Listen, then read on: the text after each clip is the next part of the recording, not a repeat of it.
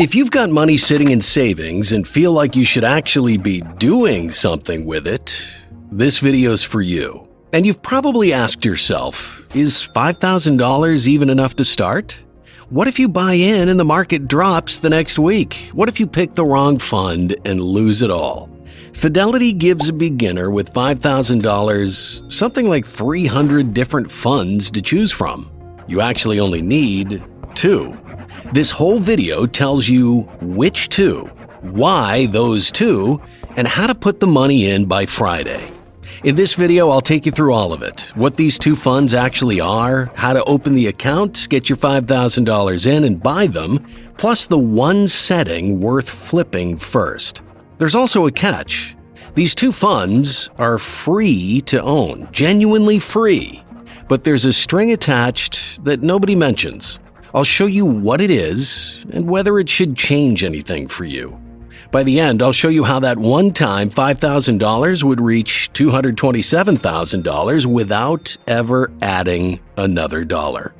But before we get to the numbers, you need to know what you're actually buying. So let's start there. There are exactly 4 funds in the world that cost you nothing to own, and all 4 come from the same place, Fidelity. They're called the Zero Funds, FZROX, FNILX, FZILX, and FZIPX. Quick bit of context, because this is the number that matters more than almost anything else when you're picking a fund. Every fund charges what's called an expense ratio. It's a small slice of your money the fund keeps each year to run itself, usually a fraction of a percent. On most decent funds, it's tiny. On these 4, it's actually 0. Now, here's where I'll be straight with you. On $5,000, that 0 barely saves you anything. A normal cheap fund might cost you $1 or $2 a year, so if you're picking these because you think you're saving a fortune in fees, well, you're not. The savings is a rounding error. The reason to care is a different one. How does a company run a fund for free? What's in it for them? Hold on to that, because the answer is the whole point of this video. So the 0 fee is real. The thing that should make you stop isn't the price. It's the one thing you give up to get it. These funds are built on indexes Fidelity made itself. It's their own recipe that only they use. And because of that, the funds only live at Fidelity. No other brokerage will take them because they don't have it. You can't move them anywhere else. Let me explain what that actually means, because it sounds scarier than it actually is. Normally, if you get tired of one broker, you can pack up your investments and move them to another one as is. You just transfer it over. You don't sell anything. With these 0 funds, that door's closed. If you ever wanted to leave Fidelity, you have to sell them first, take the cash, and rebuy something similar at the new place. And whether or not that's a problem comes down to one thing: what kind of account you're in. In a Roth IRA or a regular IRA, it's basically a non-event. You sell, you rebuy, nobody taxes you on the way out. A minor errand. But in a normal taxable account, selling means you might owe tax on whatever the funds gained. That's a real cost, and it's the part that catches people off guard years later. So is the catch a deal breaker? For most beginners, honestly, no. You're opening a Fidelity account, you're planning to stay, and if you're in a Roth, which a lot of beginners should be, the whole thing washes out. It only bites if you're in a taxable account and you decide to switch brokers down the road. Worth knowing, not worth losing sleep over. So if you're staying put, that string barely tugs. Which leaves the only question that actually matters. Which 2 funds of the 4, and why those 2? 2 funds, the entire portfolio. And I want to walk you through what each one is doing, because the simplicity is the point, not a compromise. The first is FZROX, the whole U.S. stock market in one fund, around 2,700 companies, from the giants down to the small ones. When you buy it, you own a sliver of Nvidia, Apple, Microsoft, Amazon, all of them, plus a couple thousand more you've never heard of. One purchase, the entire American market. One honest note here. People hear total market and picture their money spread evenly across thousands of companies. It's not. The biggest names carry most of the weight. Tech alone is about a third of the fund. So even your everything fund leans hard on a handful of huge companies. That's not a flaw, it's just true, and you should know that going in. FZROX becomes the engine. It does the heavy lifting. The second is FZILX. Same idea flipped outward, the rest of the world. Over 2,200 companies outside the U.S. across developed countries and emerging ones. Taiwan Semiconductor, Samsung, Alibaba, names like that. Europe, Asia, the markets that aren't America. Here's why you'd want it. The U.S. has led the world for the past decade. It won't lead every decade. There will be stretches where America's flat and the rest of the world is doing the work. And in those years, you'll be glad you owned some of it. It won't grow as fast as the U.S. side over the long run, that's the trade, but at a small slice, it's cheap insurance against betting everything on one country. FZILX is the balance. Now, you might have noticed I started with 4 zero funds and landed on 2. So why these 2 and not the others? Well, because the other 2, FNILX and FZIPX, are already inside FZROX. FZROX owns the whole U.S. market, and those 2 are just pieces of it. Large caps, smaller caps, slices of the thing you already own. Buying them on top wouldn't spread your money any wider, it would just double up on the companies you've already got. 2 funds isn't the budget version here, it's the version with the redundant parts taken out. Now, a fair question. Both funds selected for the portfolio only launched back in 2018.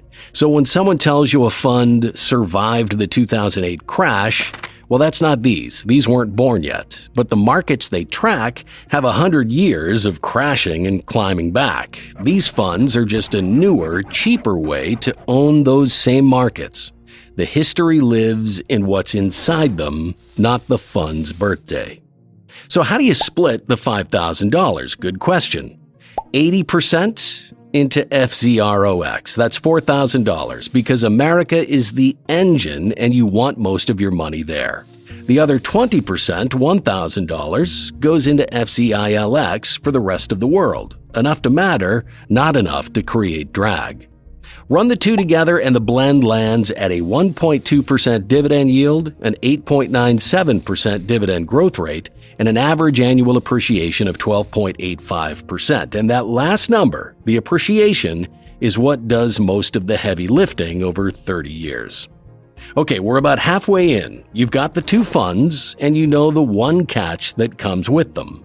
In the end, I'll show you how this portfolio is projected to turn $5,000 into $227,000.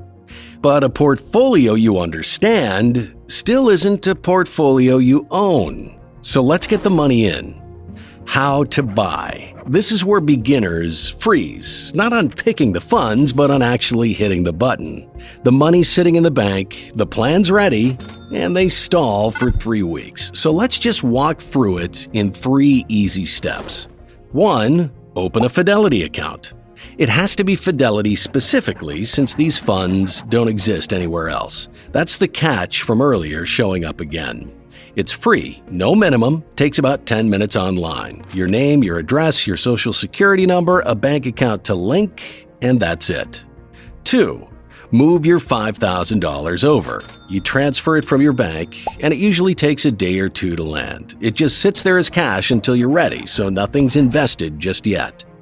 And this is important. Before you buy, flip one setting. It's called dividend reinvestment, and it's usually a single toggle. Quick context, a few times a year, your funds pay you a little cash, called a dividend. With this setting turned on, that cash automatically buys more shares instead of just sitting there. Free compounding, running on its own from day 1. Step 3, once the $5,000 arrives in your new Fidelity account, buy the funds. Search FZROX, type in the amount, $4,000. Search FZILX, type in $1,000, confirm. Now, one thing that throws beginners, these are mutual funds, so they don't price instantly like a stock. Your order settles once at the end of the trading day. You won't see it fill the second you click. That's normal. And you're done. That's the whole thing. If you can order takeout online, you can do this. So the money's in. From here, the best thing you can do is almost nothing, which turns out to be the hardest thing to actually do. Most beginners don't get wrecked by bad funds, they get wrecked by adjusting it daily. So here's all the discipline it takes. 3 rules, and that's the entire job for 30 years. When the market drops, and it will, hard, more than once, you sit still. A 20% or 30% fall is normal. It happens roughly every decade, and every single one in history has been followed by a recovery. The people who lost real money weren't unlucky. They sold at the bottom and never got back in. You just hold. You've got 30 years. The dividends you've already handled. The toggle you flipped is buying you more shares every quarter without you lifting a finger. The snowball is already rolling. And once a year, not once a week, once a year, you open the app and check that things haven't drifted too far. If FZROX ballooned and your split is way off from 80-20, well, you nudge it back. If it looks roughly right, you just close the app and go on about your life. That's it. Do those 3 things, leave the rest alone, and here's what the math says you'll be looking at. Start with year 1. The account is projected to reach about $5,702, up $700. To a beginner, that feels like, well, nothing happened, and honestly, not much has happened yet. Year 1 always looks slow. It's slow because compounding hasn't had anything to build on yet. What matters in year 1 isn't the size, it's that the clock has started. By year 10, the projections show it valued at around $18,308, almost 4 times the start. And now you can feel it pulling. By year 20, the account is projected at about $65,118. And then the last 10 years do something that catches people completely off guard. From year 20 to year 30, the projections show it climbing from $65,000 and landing at $227,123. That final stretch alone is projected to add nearly 3 times what the first 2 decades added combined. Same $5,000, nothing added. $227,123, more than 45 times what you started with, projected from one deposit you never touched again.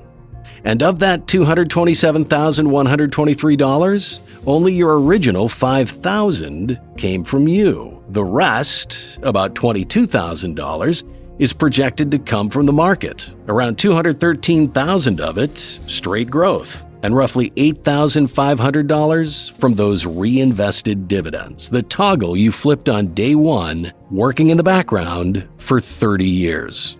Now the honest part, the income. By year 30, the portfolio is projected to pay about $762 a year in dividends. Call it $63 a month. That's a nice dinner out, not a paycheck, and that's fine because income was never this portfolio's job. The growth is the story here. The $63 is just a bonus riding along.